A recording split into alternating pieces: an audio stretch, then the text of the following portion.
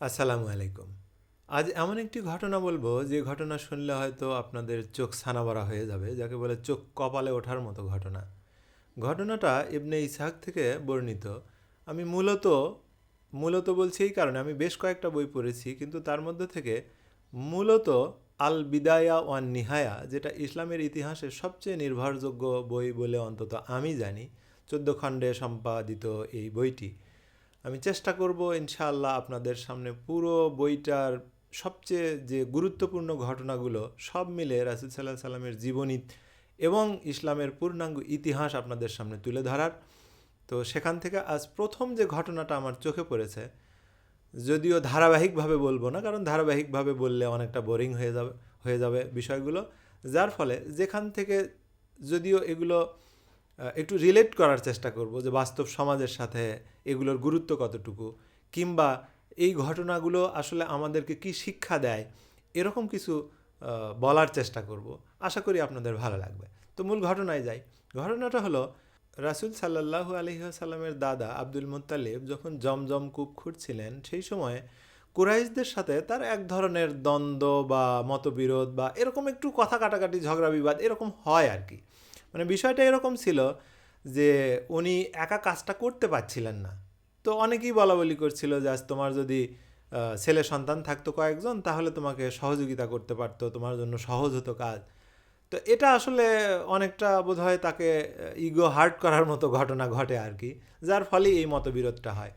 তো সেই সময় উনি মনে মনে আল্লাহর কাছে এই বলে প্রতিজ্ঞা করেন যে আল্লাহ, তুমি যদি আমাকে 10জন ছেলে সন্তান দাও, তাহলে আমি এর মধ্যে থেকে একজনকে তোমার রাস্তায় অর্থাৎ কাবার সামনে আমি তাকে জবেহ করব।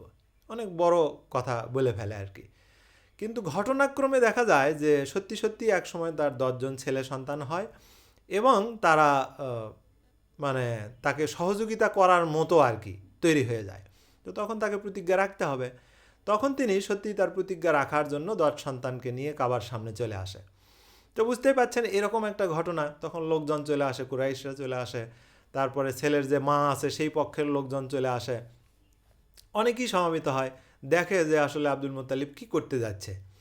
তো যেই কথা সেই কাজ, উনি ওখানে একটা বড় দেবতার মূর্তি ছিল হবল, তারা যদি এই ধরনের কোনো প্রতিজ্ঞা করত, তাহলে সেগুলোর সমাধান এই হবল দেবতার সামনে যেই তারা করত।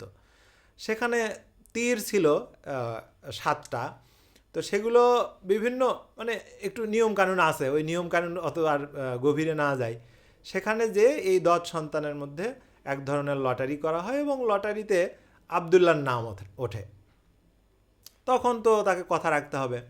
আবদুল্লাহকে সে জবেহ করার জন্য একদম পায়ের নিচে ফেলে জবেহ করার জন্য উদ্যত হয়। সেই সময়ে এক জায়গায় দেখলাম আব্বাসের নাম লেখা, আর এক জায়গায় দেখলাম আবু তালিবের কথা লেখা। যাই হোক, ইতিহাসে এরকম একটু আধটু এদিক সেদিক থাকে। তো তারা যে বাধা দেয় যে না, এভাবে একজন মানুষকে হত্যা করা যাবে না, পরে দেখা যাবে যে এটা একটা প্রথায় পরিণত হয়ে গেছে, মানুষ মানুষকে এভাবে হত্যা করবে, এটা হতে পারে না। কুরাইশরা এসে তাকে বাধা দেয়। তো সবাই যখন বাধা দেয়, তখন সেও তো বাবা, সেও আসলে তারও আসলে মন নরম হয় এবং সে সিদ্ধান্ত নেয় যে তাহলে এটা সমাধান হবে কিভাবে। তখন অনেকে তাকে পরামর্শ দেয় যে মদিনায় একজন কি বলে গণক আছে, মহিলা গণক আর কি, সাজা তার নাম। তো সে এগুলোর সমাধান দিতে পারে, তার কাছে যাওয়া যেতে পারে। তো যেই কথা সেই কাজ, পরের দিন তারা দলবল বেঁধে সাজার কাছে চলে যায় মদিনায়। সাজা তাকে প্রথম দিন ফেরাইয়া দেয়, কারণ তার কাছে যে জিন থাকতো সে দাবি করতো আর কি। তো সে বলে যে আজকে জিন নেই, আগামীকাল তোমরা এসো। তো পরের দিনে আবার সবাই মিলে যায়। তখন সাজা তাদেরকে জিজ্ঞেস করে, তোমাদের সমাজে দিয়া বা রক্ত ঋণ যেটা, এটা কিভাবে শোধ করো? রক্তপণ বা রক্ত ঋণ, এটা তোমরা কিভাবে শোধ করো? তখন তারা বলে যে 10টা উটের বিনিময়ে। তখন সাজা তাদেরকে বলে, তোমরা যাও, ফিরে যাও, গিয়ে 10টা উট এবং আবদুল্লাহর নাম এই 11টা নিয়ে তার মধ্যে লটারি করো।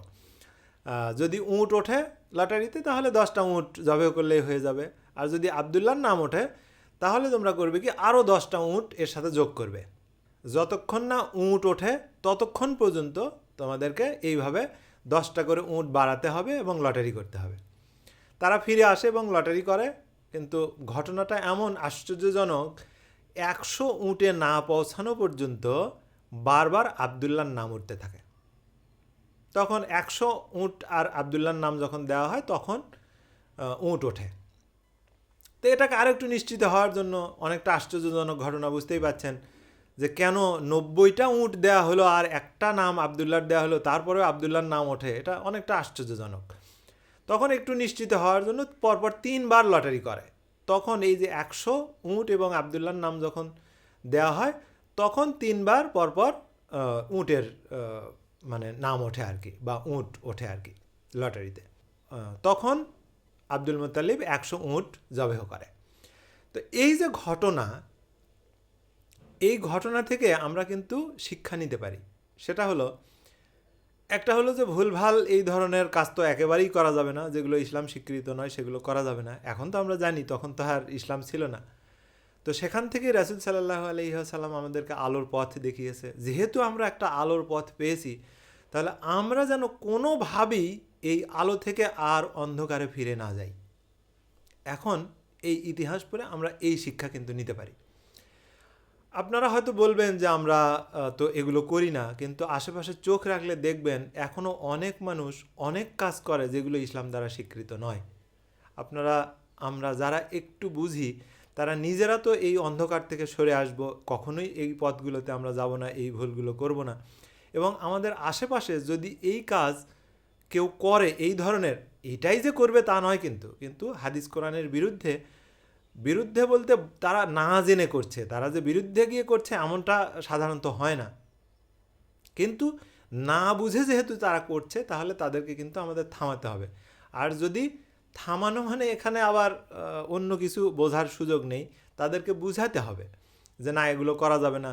এবং মুসলমান যেহেতু, আত্মসমর্পণকারী যেহেতু, তারা কিন্তু বুঝালে বুঝবে। তো আশা করি আমরা নিজেরা এই ভুলগুলো থেকে দূরে থাকবো, এই অপরাধগুলো থেকে দূরে থাকবো, এবং আমাদের আশেপাশের যে মানুষগুলো আছে তাদেরকে আমরা বোঝানোর চেষ্টা করব যে কোনটা ভুল কোনটা শুদ্ধ। আর এভাবেই আমাদের এই সমাজ সবসময় ইসলামের ছায়াতলে যে সমাজ আছে তারা আমরা আলোকিত থাকবো ইনশাআল্লাহ।